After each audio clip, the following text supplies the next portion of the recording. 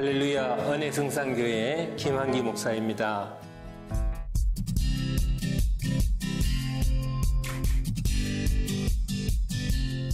세미나에 참석하시는 K 집사람분은 세미나가 끝나면 꼭 다른 사람의 치유 기도를 부탁하면서 기도를 받고 갑니다. 부탁이라는 내용은 자기가 아닌 잘 아는 사람이 아파서 그러니 그분을 위하여 전달 치유가 될 수 있도록 치유 기도를 부탁하였습니다.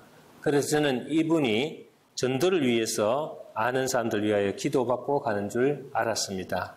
그런데 어느 날 저에게 부탁하기를 자기의 기도가 부족해서 치유가 잘 되지를 않으므로 본인 당사자들을 데리고 올 테니 목사님이 월요일날 잠깐 시간을 내어서 모두 기도를 좀 해주었으면 좋겠다고 부탁을 했습니다. 그래서 하필이면은 제가 쉬는 월요일 아침이냐고 하면서 속으로 약간 불만은 있었지만 그래도 간절히 원하는 K 집사님의 요청을 뿌리치기가 어려워서 승낙을 하게 되었습니다. 월요일 아침 일찍이 5명의 자매와 함께 찾아온 집사님은 미안해서 어쩔 줄 몰라 했습니다. 한 사람 한 사람 기도를 하는데 그분들이 얼마나 감동을 받아서 우는지 기도해주는 저 자신도 스스로가 쉬어야 하는 월요일 아침에 찾아오는 것을 못마땅하게 생각했던 일들을 미안하게 느끼기도 했습니다. 그런데 그들의 사정을 알고 보니 더욱더 미안하게 여겨지면서 K 집사라는 분이 너무나 존경스러웠습니다. 그 이유는 이들은 모두 K 집사가 경영하는 한 가든의 주방에서 일하시는 분들인데 그들이 많은 일로 인해서 손이나 발 그리고 무릎 관절로 고생하고 있는 것을 보고 안타까워서 그동안 그렇게 전달 치유를 하겠다면서 저에게 치유 기도를 부탁하고 기도를 받고 갔던 것입니다.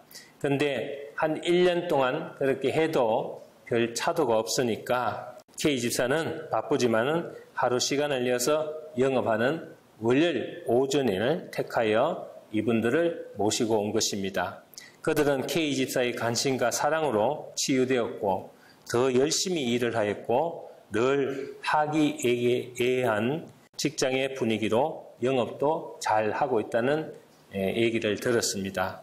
여러분, 바쁜 세상에 남을 위하여 이렇게 배려해 줄 수 있는 사랑의 마음이 바로 우리 예수님의 마음이 아니고 무엇이겠습니까?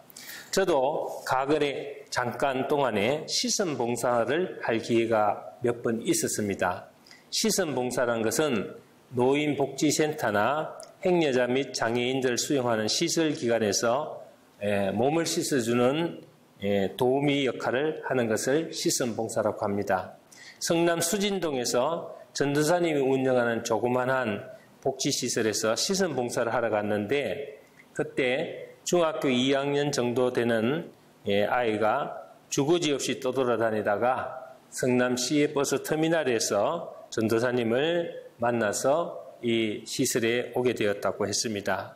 저는 그 아이를 씻어주면서 그 사정을 알게 되었는데 아버지의 술 중독과 술주정 때문에 엄마는 야반 도주하고 자기 혼자 할머니와 같이 살았는데 아버지의 술주정과 구타가 얼마나 심한지 아이가 한 번은 맞아서 학교를 한 달이나 가지 못했다고 합니다.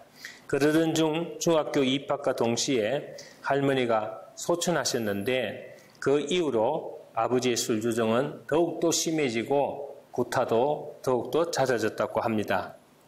어느 날 이 아이는 아버지의 너무 심한 구타로 인해서 여기에 있다가는 도저히 자기 자신이 살 것 같이 살지를 못하겠다는 생각에 그 아이는 그 집을 가출하고 말았습니다.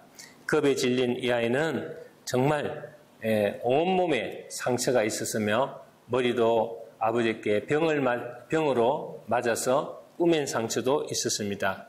저는 그 얘기를 들으면서 참 불쌍하다는 생각에 아들처럼 여기고 열심히 몸을 씻어주고 닦아주었습니다. 무릎에 때를 벗겨주고 있는데 제 목 뒤로 뜨거운 눈물이 떨어지는 것입니다. 그래서 저는 왜 우냐, 울지 마라, 여기서 원장님이 너에게 잘 해줄 거야 하고 위로해 주었더니 그 아이가 말하기를 그래서 우는 것이 아니라고 말합니다. 그럼 왜 우냐? 아저씨, 저는 지금까지 누가 제 몸을 한 번 닦아준 사람이 없었어요.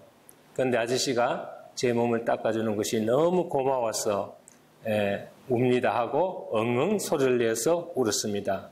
저는 그때 그 아이 뒤에 서 계시는 예수님의 모습을 볼 수 있었습니다.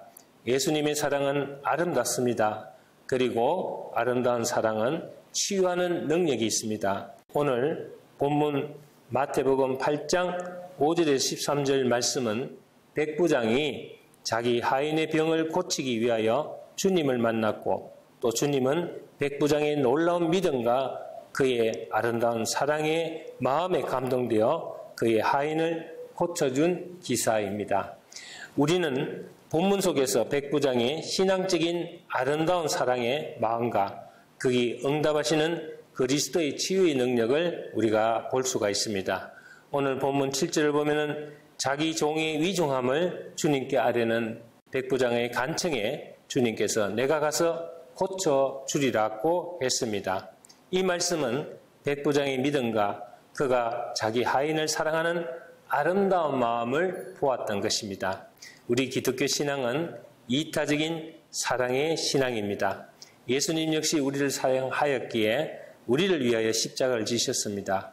여기서 주님의 응답하신 말씀은 바로 내가 가서 고쳐주리라는 이 짤막한 구절이지만은 이 짤막한 구절은 대단히 중요한 의미를 내포하고 있습니다.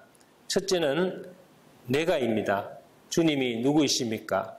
출애굽기 15장 26절을 보면은 나는 너희들 치료하는 여호와이니라고 했습니다. 병든 하인을 고쳐달라는 말에 아무나 내가라는 말을 할 수는 있는 것은 아니죠. 둘째, 가스입니다. 주님은 가스 고쳐주겠다고 하셨고 백부장은 계신 그곳에서 말씀만 하셔도 된다고 했습니다.